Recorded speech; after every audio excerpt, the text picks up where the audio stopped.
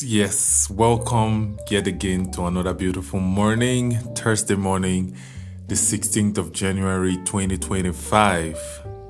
Well, I guess I would have to start leaving the dates and the greetings out because of the time difference of viewing for many. Okay, so that's something I'm learning today. I'm going to implement it in the next one. But you're welcome to the second half, thereabouts, of January 2025. Don't mind me, I'm keeping tabs on you. Yeah, so if you followed my post in December, you recall that I said something about 2025. And I said 2025 says slow down. And that's what we are going to be talking about today. Now, like I said, it sounds counterintuitive and counterproductive to be telling people to slow down at the beginning of a new year.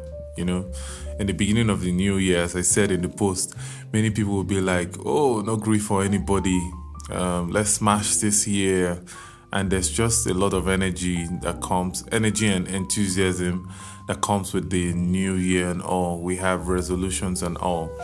But then the call for 2025 specifically is to slow down. And now we are going to be discussing some of the aspects of slowing down. Before you start that business, slow down. Before you start that live recording project, slow down. Before you jump into that relationship, if it be your first, or before you jump into that relationship again, slow down. Before you sign that deal, slow down. Before you jump into conclusion, slow down. It is a call to think and pray before taking any major step or making any major decision. It's also a call to replace your busyness. I mean busyness now, not your regular business, but busyness is a call to replace busyness with clear and strategic work. Because you don't want to have labor loss this year. One of the saddest situations people would never like to go through is for people to see you very busy. They know you're always working, that you don't have time for them, you don't have this, you don't have that. And by the end of a particular time, there's nothing to show for it. Like everybody knows you're working, everybody knows you're putting in hard work and the rest. But sometimes all those things could be business. Okay, instead of strategic and clear work with that is objective and goal oriented. So it's also a call to wait on God in the place of prayer for his response. I think let me dwell here a little. So when we pray, prayer is supposed to be a conversation between man and God. Well, it has other aspects like declarations and the rest, but primarily it's supposed to be a conversation. But most times we don't slow down when we get to the place of prayer. In fact, even for the prayers of inquiry, we already have what is in our mind. So we just want God to validate it. Or even if we're asking God to speak to us, we already have what is in our mind. And this is what happens, that when you go to the place of prayer with that, you would just be hearing your mind loud and clear. And most times, unfortunately, people mistake it for the voice of God. But 2025 is calling you to wait on God. That's what it truly means to wait on God. Remember, in Isaiah 40:31, it was written that they that wait upon the Lord shall renew their strength. They shall mount up with wings as eagle. They shall run and not be weary. They shall walk and not faint. That waiting there means waiting till God shows up. Waiting till God gives you a response. Now, you should know that you are conversing with a monarch and not your best friend. So he makes the call, he makes the shot, he calls the shot rather. He called the shot on when his voice comes, when he shows up. Remember, it will be written concerning the prophet and that at so time the word of the Lord came. And so this one that we now make it look like, I'm praying now, God, you must say something. You must say something. 90% of the time, you just expose yourself to hearing your own voice. Okay? Or like God would say, He would make you hear that prophecy in your mind. That's what your mind is prophesying already. So, it's a call to wait on God in the place of prayer for His response. I'm very particular about that. For His response. If you don't get any response, keep interceding. It is also a call to build strategy for continuity. Now, let me explain this. I've been having to converse with several people over the years, and one of the major things I've seen consistent with many is there are so many who have beautiful ideas, feasible ideas, implementable ideas, but when they come with their business plans and the rest, in my mind and in my heart of hearts, I'll just be like, if this person doesn't get this other aspect I'm going to be talking about now, if they don't get it right, no matter how successful the launching of this business is, it won't see the light of day that's in few years to come. Once competition sets in, once the market begins to dwindle, the business will pack up. So most people are usually focused on, oh, this is the strategy I have. Well, most people call it strategy, but it's really not strategy. It's still in ideas. So they say, this is the idea I have, and this, and they just prepare for the launching. No, I don't want to procrastinate. Let's go right into it.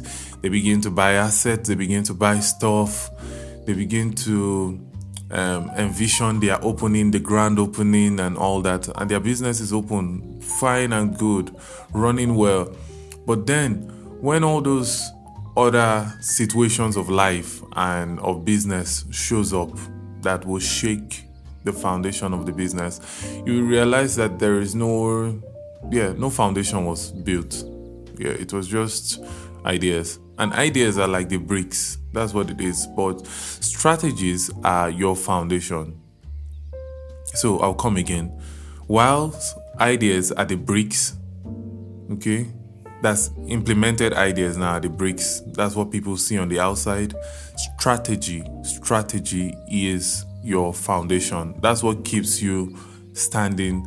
That's what keeps the continuity of people seeing beautiful things up there. The skyscrapers. Permit me, I'm using it graphically now. Okay, so it's a call to build strategy for continuity. You have decided, okay, I'll be waking up 4 a.m. What is your strategy for continuity? Now, let me share mine with you.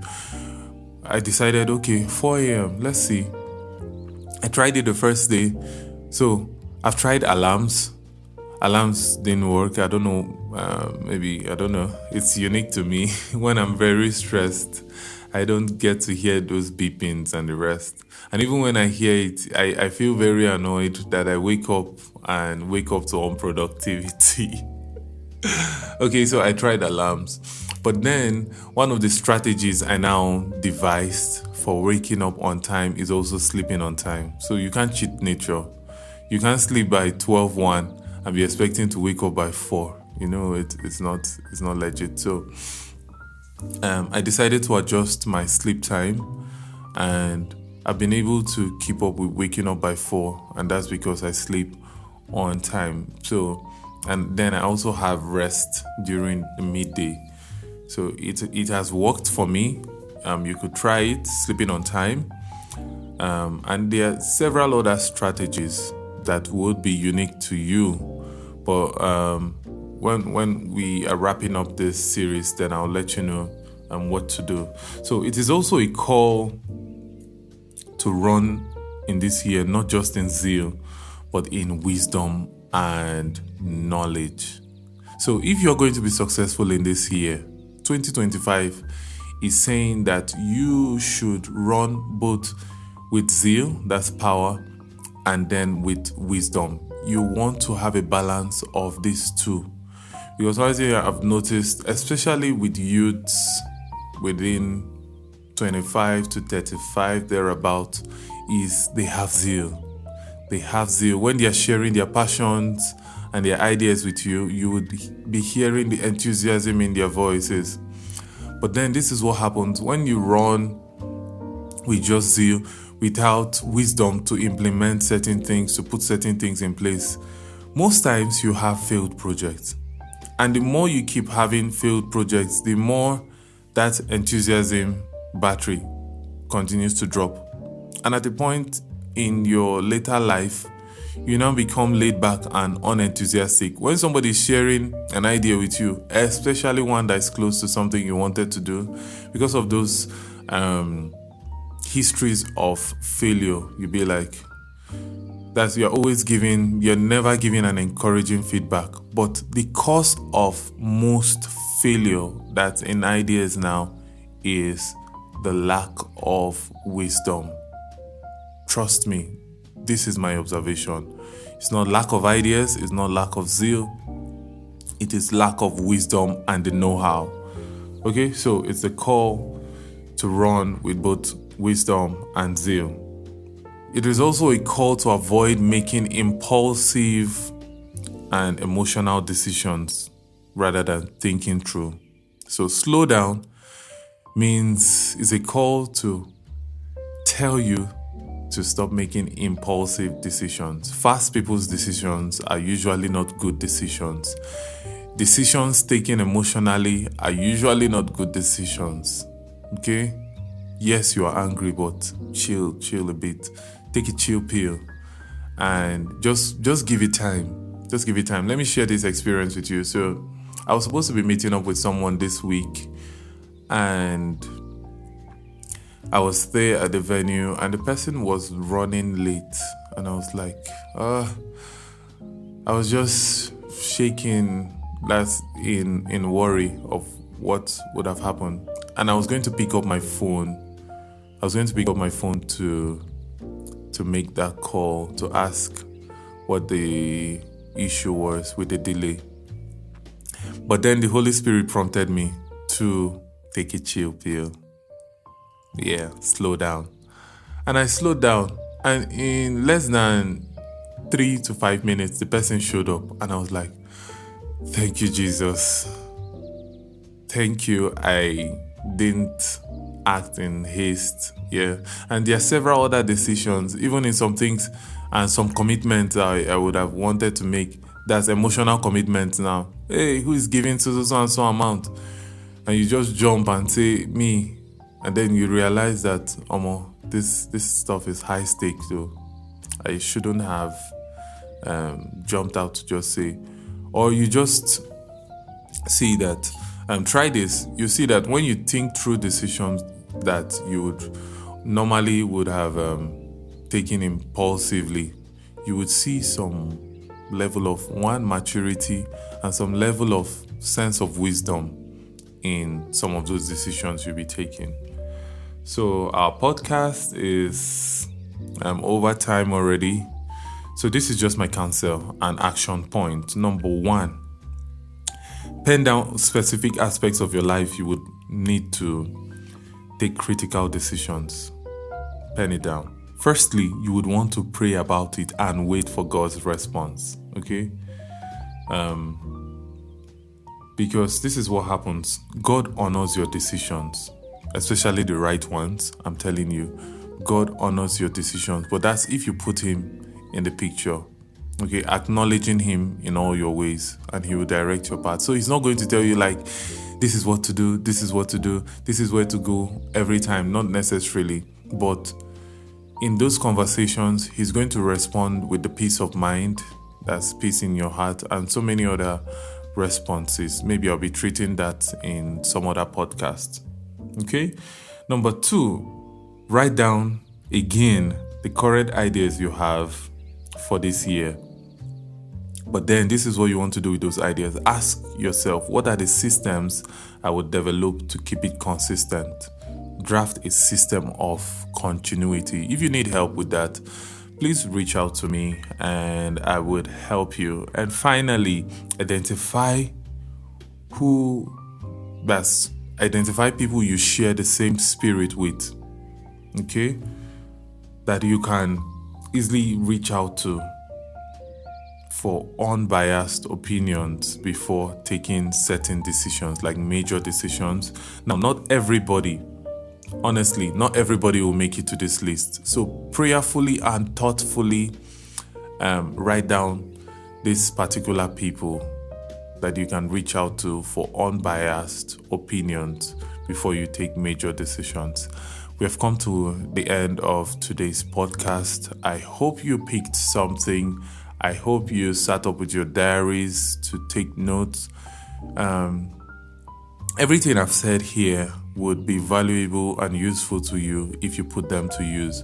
So please put them down, write down the action points, act on them today, and stay blessed. See you in the next one. Bye.